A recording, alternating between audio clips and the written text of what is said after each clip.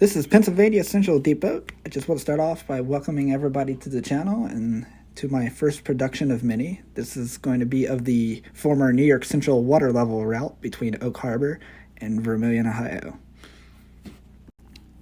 The way I will be doing this film is I will be starting off by what it looks like now with train videos, and then give you guys a glimpse of what it used to look like back in the day at the end of every modern video. We start our journey at our first location here in Oak Harbor, Ohio, at the Lakeshore, Michigan Southern Depot. Also here in Oak Harbor, you can also see the old grain elevator and what also used to be a siding off to the left of the main. West of town, you will see the concrete marker for the NYC landline.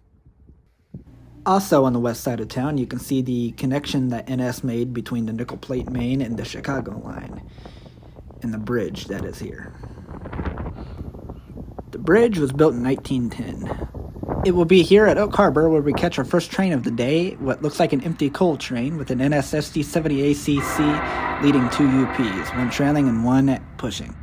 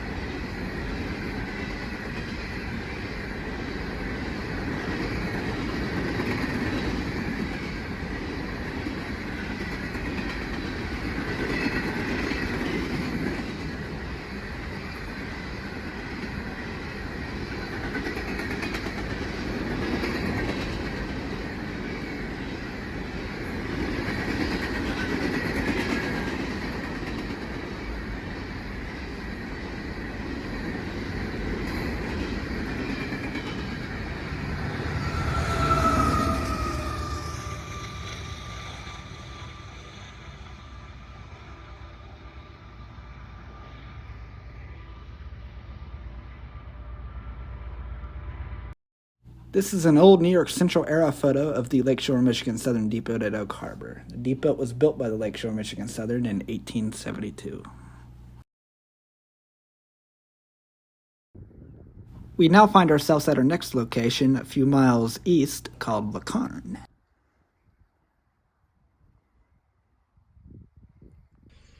Depot here at Lacarne still exists. It was moved to this private residence on Ontario Street here in town. The depot was built in 1870.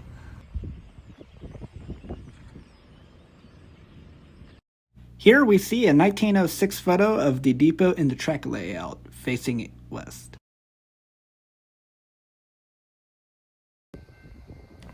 We now find ourselves at CP 259, where the branch line to the Camp Perry military base came off the Chicago line.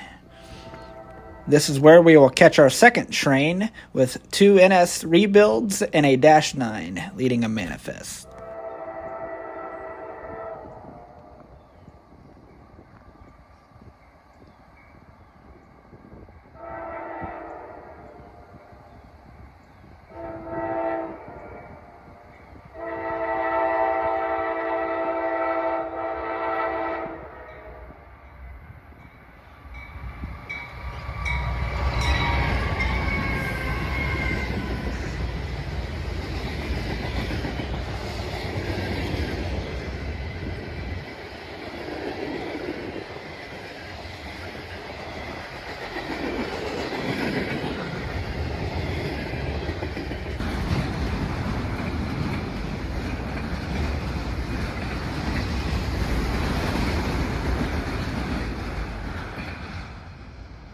The branch line going into Camp Perry was cut just recently. Just another victim of PSR.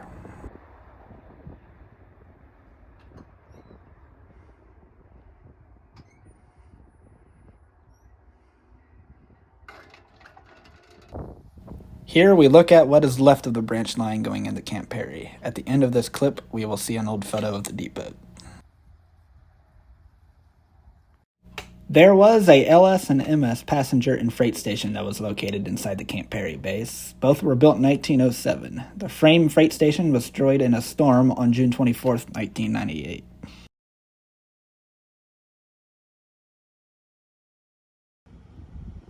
Next, we find ourselves in Port Clinton, where its passenger depot was. It was built in 1872 and was demolished in 1968. In 1927, they elevated the track, and as you can see, they decided to build part of the platform under the right-of-way and built elevators to where they would board. Here we see an old New York Central era photo of the depot. Next, we find ourselves in Gypsum, where the depot was and where the track goes into the gypsum plant. The depot stood where the relay box is to the right of the main.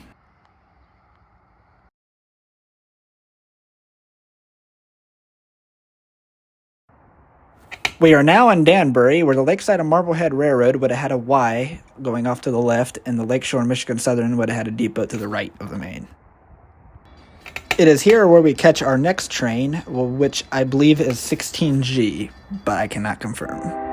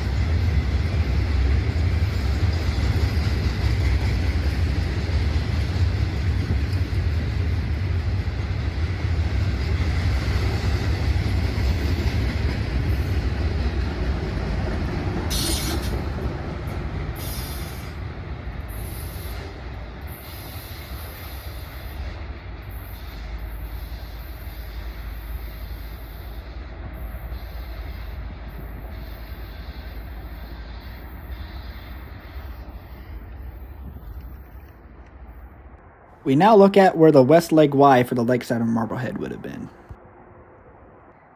We now take a look at what was the Danbury Fruit House and what was a schoolhouse at one point, which we think might be a depot at one point. And we also take a look at what was the Lambert's Inn and Cafe at one point, which was turned into a bar in the 60s and 70s and was abandoned sometime around 1977, to my research.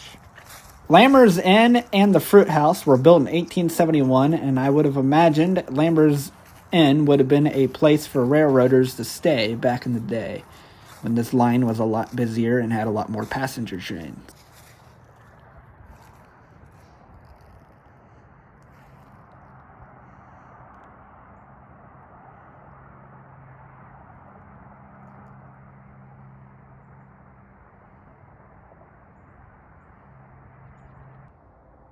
Next, we take a look at CP-248 and what was the Lakeside and Marblehead interchange yard with the New York Central and the Lakeshore Michigan Southern. I believe this yard was ripped up sometime in the 60s. We take a look at what is left. Not a whole lot is left other than the right-of-way and a few ties scattered in the weeds.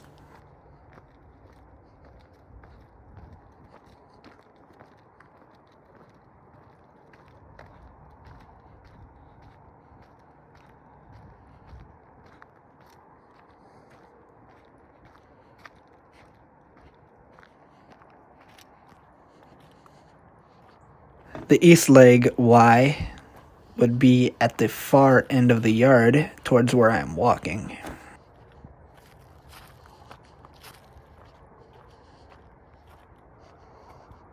Also, to the left of the main is an old abandoned trailer park.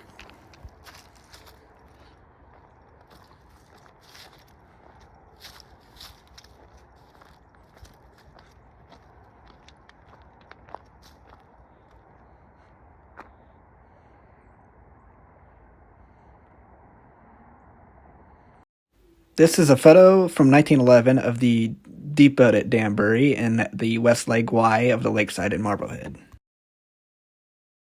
Here in 1906, we see a photo of the lakeside in Marblehead yard over by CP 248. In this photo of Danbury in 1906, we see the Sandusky Bay Bridge. The next day, we find ourselves in Venice at CP 244, just west of Sandusky. The depot here would have been where that yellow gate is. It was built in 1874, and it is unknown whatever happened to it. The boxcars sitting at the siding here are for storage and have been sitting here for a good while.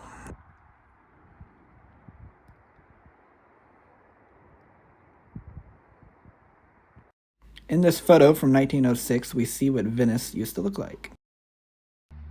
Here we see a pretty cool spot that I found here in Venice.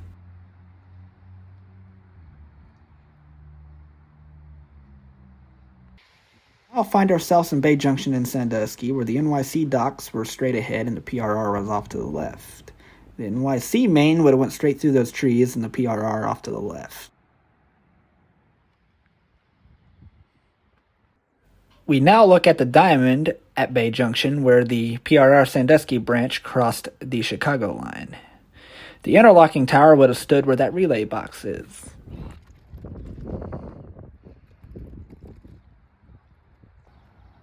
Now our last thing to check out here at Bay Junction is the former NYC Big 4 main that ran from Sandusky to Springfield, out of the coal docks. Not a whole lot remains. I worked with NS for a while and found out the last train out of the docks on the NYC side was during Conrail's era in the 80s. In these next two photos, we see the old tower and the track layout.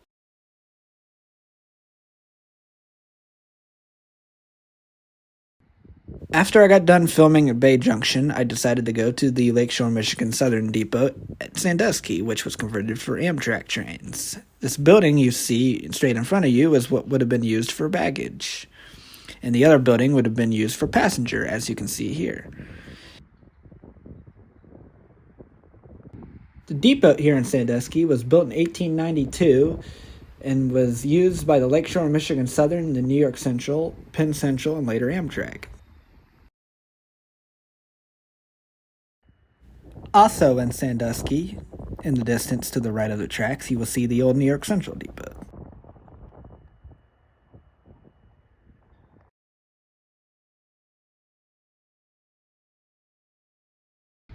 It is here in Sandusky where we catch our next train with CN 3859 train.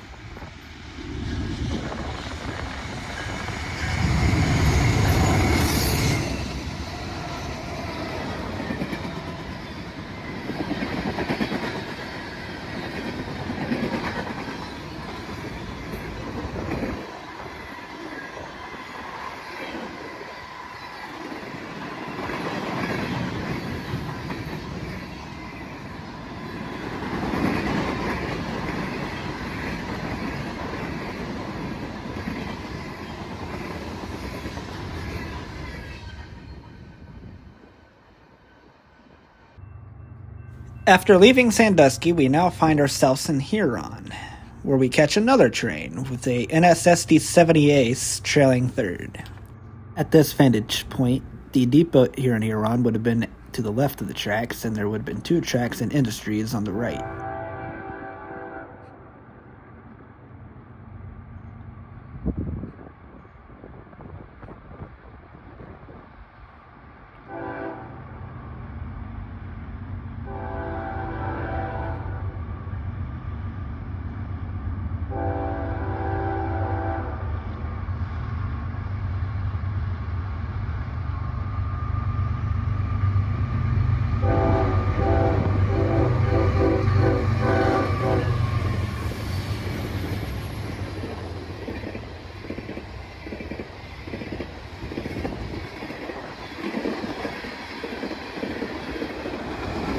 In these next two photos, you will see what it looked like where I was standing in the New York Central era and in the Lakeshore and Michigan Southern era.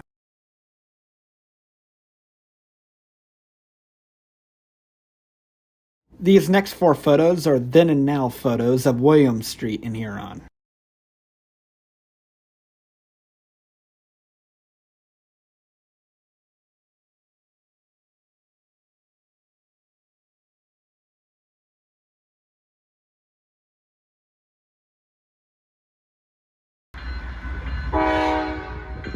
We now find ourselves in Ceylon for our next train of the day, probably the most interesting, has 2 CNs on this tanker train.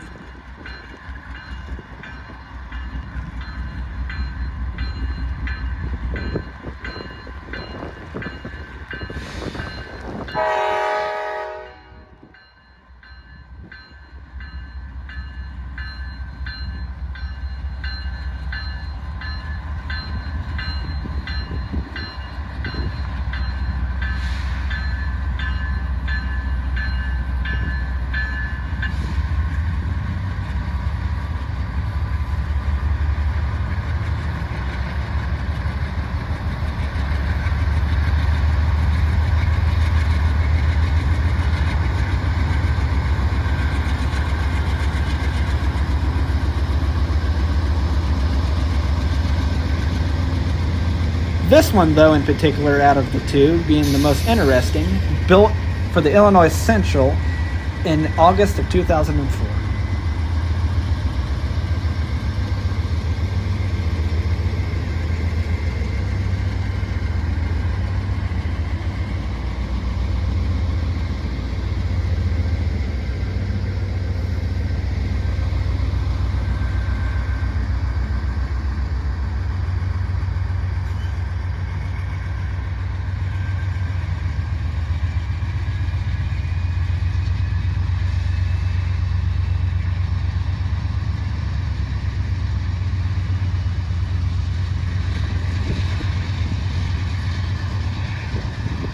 We are now looking east in Ceylon at what is left of the siding, and the depot would have been to the right.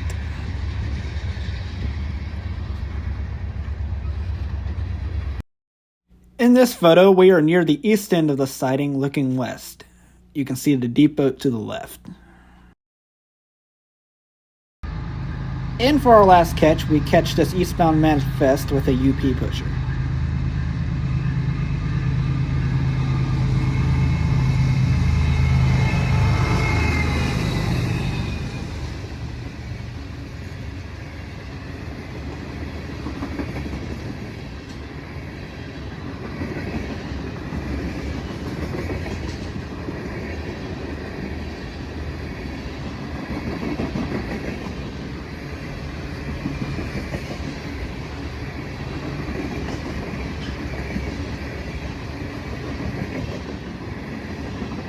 This is Pennsylvania Central Depot. Thanks for watching, and if you like this video, like and subscribe and hit that notification bell. Also, if you guys enjoyed this video, I will be releasing another movie with 2 buddies of mine named Chad Yontz, also known as Yontz Locomotive Works 8098, and another buddy of mine named Rex Woods, also known as Dinosaur. It would be called Ghost of the Rails, covering the New York Central Big 4 lines between Cincinnati, Cleveland, and Union City. Volume 1, which is going to be releasing soon, will be covering everything between Cincinnati and Delaware. At the end of this clip, I will put up a couple photos of what Vermillion looked like. Other than that, thank you for watching.